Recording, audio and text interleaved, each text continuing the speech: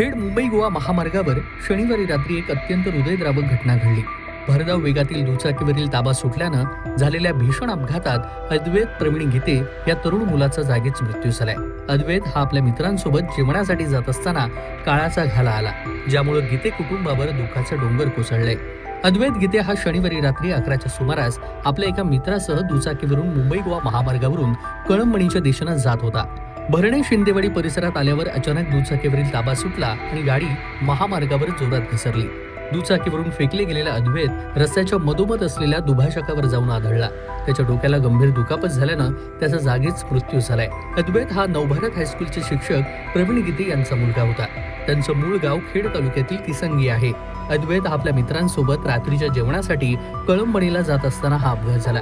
या घटनेची माहिती मिळताच भरणे आणि तिसंगी परिसरातील नातेवाईक, मित्रपरिवार आणि शिक्षकांनी घटनास्थळी मोठी गर्दी केली होती.